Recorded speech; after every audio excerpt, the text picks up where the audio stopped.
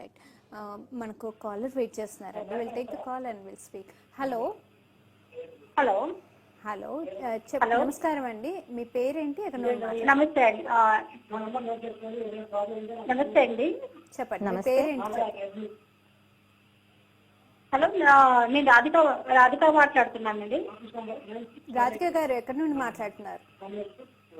నేను సికింద్రాబాద్ నుంచి మాట్లాడుతున్నాను అండి. రాధిక గారు, డాక్టర్ గారు ఇక్కడే ఉన్నారు. మీ సమస్య ఏంటో చెప్పండి. ఓకే అండి. డాక్టర్ గారు నమస్కారం అండి. నమస్తే అండి.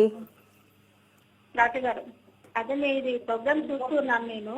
అయితే ఇది పీసీఓడి అనేది ఒక 35 ఇయర్స్ మధ్యలో ఉన్న వారికి మెన్షన్స్ మిస్ అవడం కానీ ఇర్రెగ్యులర్స్ కానీ ఇవి కంటిన్యూగా అవుతూ ఉన్నాయి.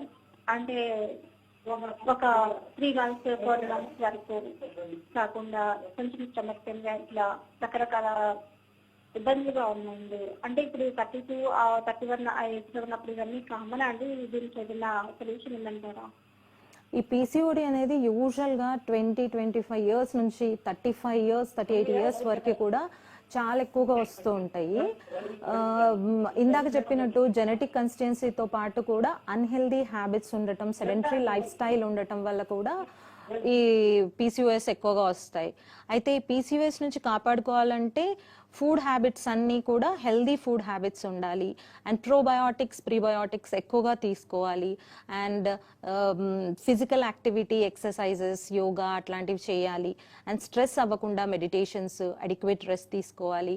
అండ్ యాన్యువల్లీ కంపల్సరీ స్క్రీన్ చేసుకోవాలి.